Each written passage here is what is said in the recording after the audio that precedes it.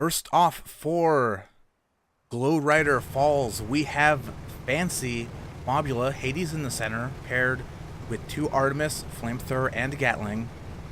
Their ally, the Paul from Accounting, Galleon, left side Seraph, Tempest Missiles, paired with two Heavy Carronades, and Hwacha with Heavy Carronade, the right side, and rear flare gun. Their opponents, Altrustic Armada, we have a Shrike, the Coot Endel, left side Lumberjack Mercury, right side Gatling Hwacha, and their ally, the Usul's Big One. Double Hwachas on this Judgment paired with an Artemis and a Gatling. Seraph Tempest Missiles doing, a lot of interesting gun choices here in this game. Paul from Accounting, Galleon choosing to bring a Tempest dual heavy carronade setup rather than your traditional long-range, close-range split Galleon. And what that means is this ship is really only going to be effective at close range. I assume they're relying, it's a heavy disruption build, so I assume they're relying on the heavy carronade to knock out the balloon and the hull armor of the targets. And Seraph Tempest Missiles, which are not particularly strong on their own, do a surprising amount of explosive damage. And Judgment died. That's cool.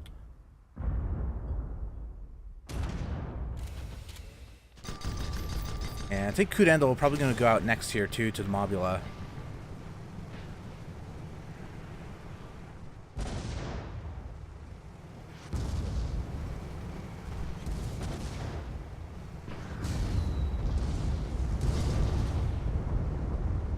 It's certainly possible that Fancy on their own could just 1v2 their opponents. That's certainly a possibility.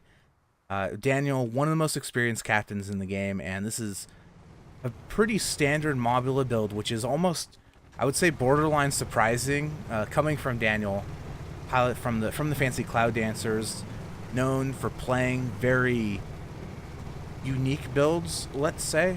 But perhaps he's just in bringing his Hades dual Artemis Mobula, he's allowing his ally, the Paul from Accounting, to experiment a little bit while he picks up the slack if it doesn't work out. Because honestly, I'm not sure how much Paul really contributed to that fight. Now, both blue ships have spawned back in. Close spawns here as well, so if they want to re-engage quickly, they certainly can do so. And one issue here that I see from blue team is we've seen Coot Endel a few weeks in a row here for Altrustic Armada, bringing this Mercury on the long-range side, and it seems like it almost never comes into effect, because they're usually paired with an ally who has a close-range weapon, which we're seeing from Usul's Big One is bringing a close-range loadout as well. It's not just the Paul from Accounting that's bringing some non-standard loadout choices here. Usul's the Judgment is typically a ship you kit out for very powerful long-range fire, but in this case, bringing dual Hwachas. So blue team does not really have a lot of long-range options.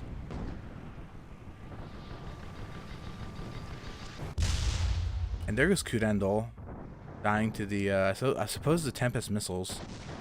Now, the one thing here with Paul from Accounting bringing heavy close-range weapons on both sides means there's not really going to be any good angles. It's going to be much more difficult for the Shrike to approach the Red Galleon.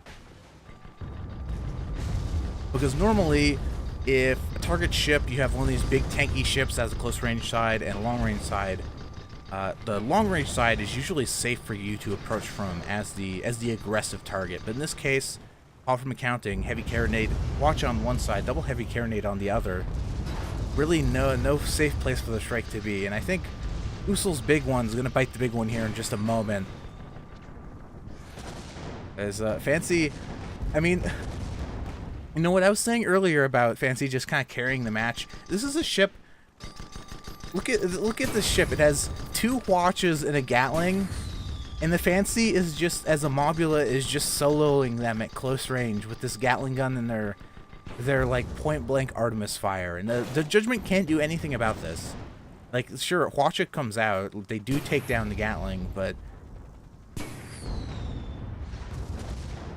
just not doing any real damage.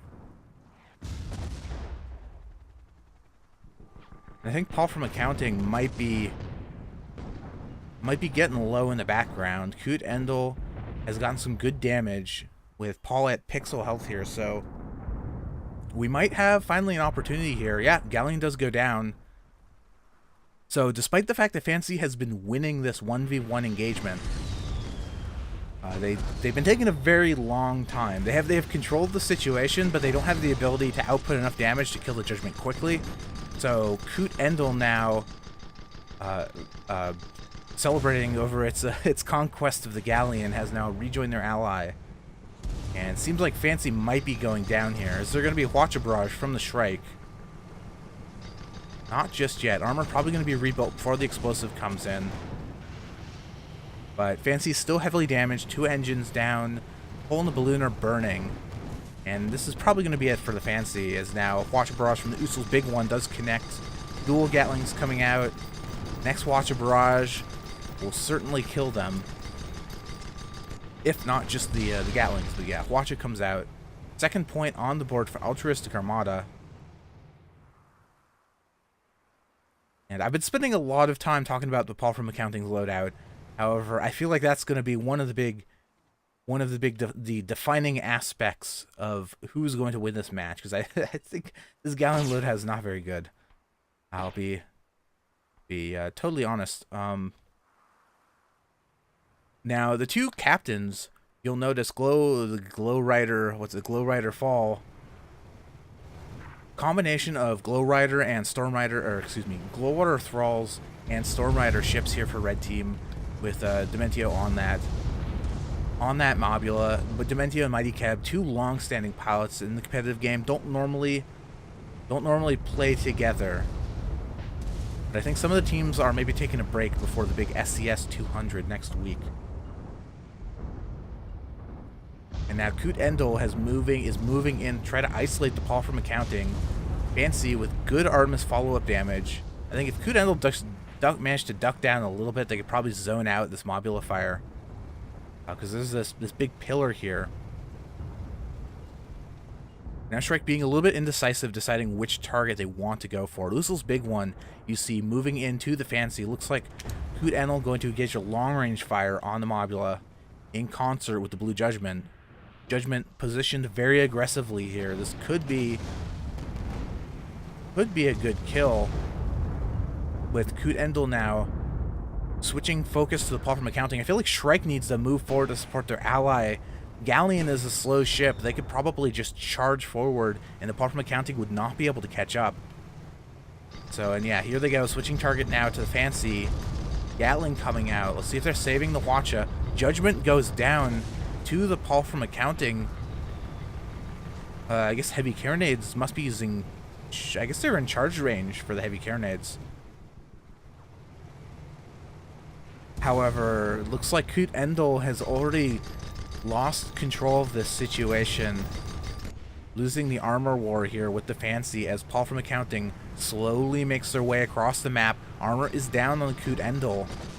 Any explosive damage. Balloon is down too. Watcha comes out, connects the tail end of the Watcha, connecting to exposed hole on the Fancy. Is Coot Endel going to be able to survive? Usul's big one spawns. They're really far away. I don't think the Shrike is going to be able to survive long enough for the Usul's big one to rejoin them. And Gatling's coming out. We got... yeah, they're down. Also, important to note that those were...